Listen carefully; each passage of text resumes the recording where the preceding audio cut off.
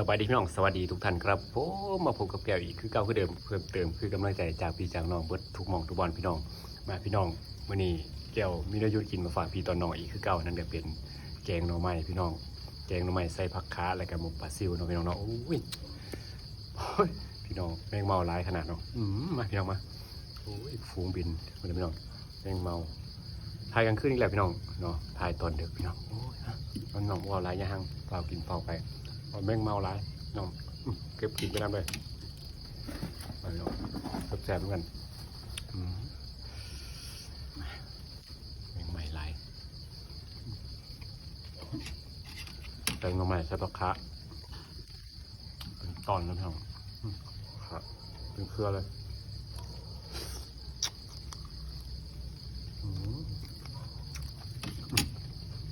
แมงเมาคนมาเอากันครับกัน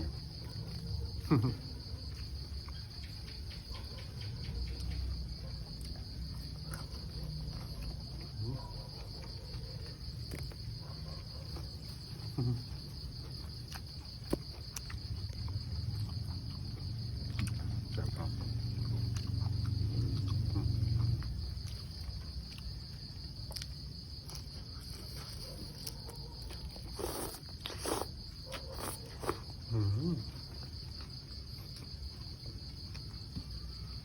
ปลาขาจะเป็นเครือ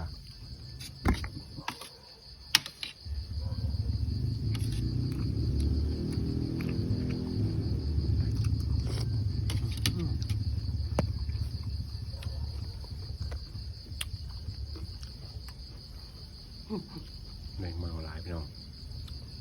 เมื่อคืนฝนตกแมงเมาออกตอนค่ำ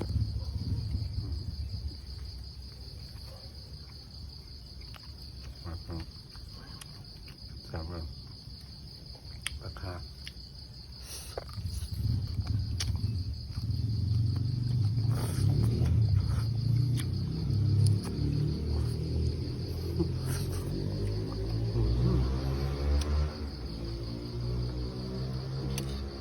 ฝูงแมลงเมา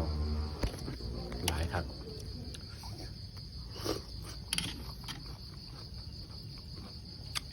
กำมุกก็ชื่อกัน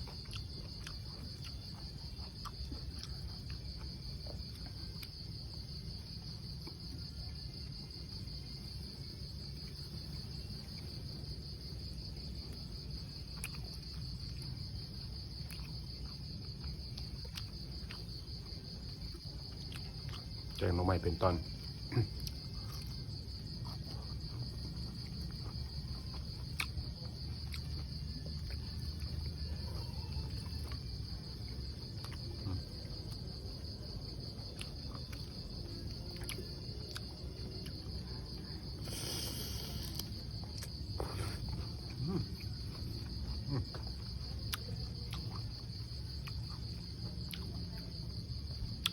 ทั้งหน้า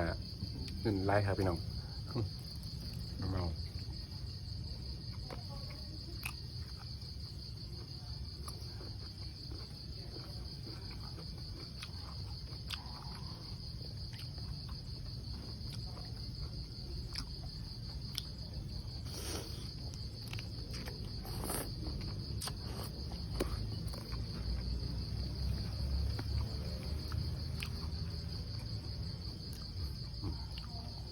พี่น้องเอากินโตลงมึงสิเป็นอะไรกินแมงเมาแกงหน่อไม้สดๆ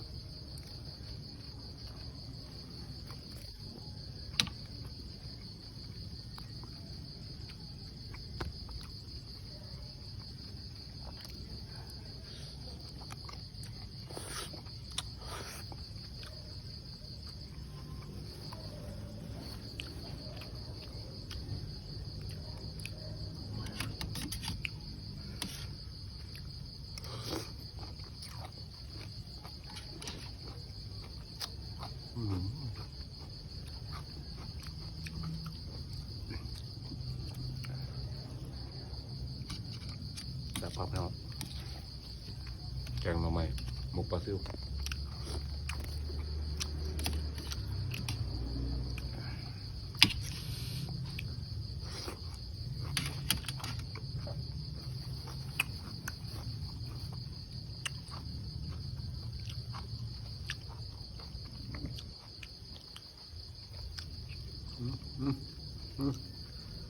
ดินเลยครับโอ้ยพี่น้อง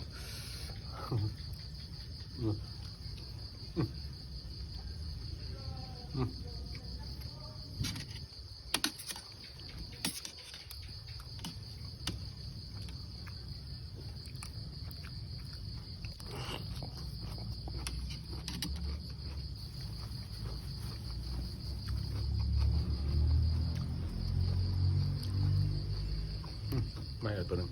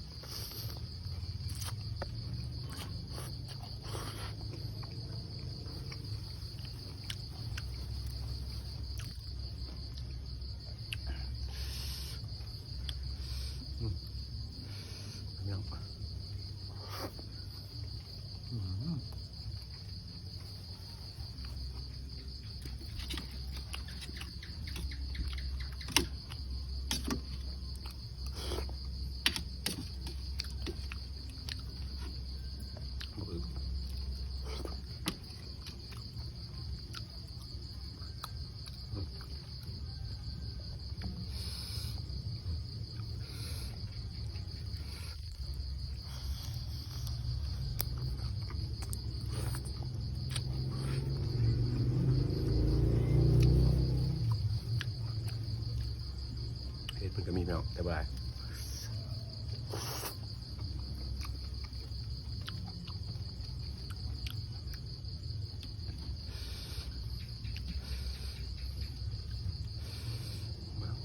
คุยปากแท้ยอดดอกบวบ ยอดดอกบวบ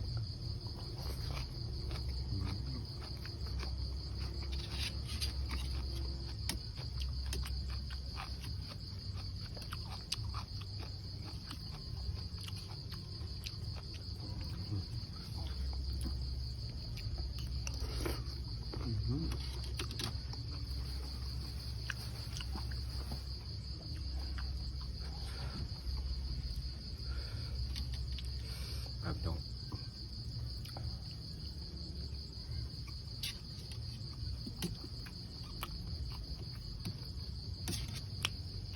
ซ้ำว้าวกินบุ้งแฮมแมงเมาพี่น้องแมงเมาตกเต็มเลย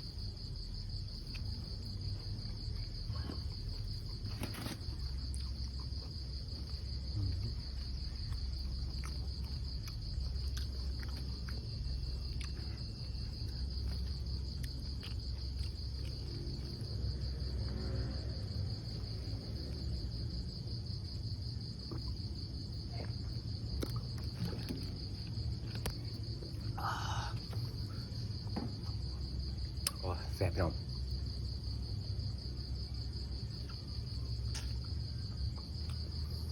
เอาสำหรับวันนี้ลาพี่ลาน้องก่อนเนาะพี่น้องเนาะเอาแก้วกินโซโปแม่มหากบอกแก้ววาจาบทสุภาพต้องขอโทษขออภัยพี่น้องหลายสำหรับวันนี้ลาพี่ลาน้องก่อนสบายดีสวัสดีครับ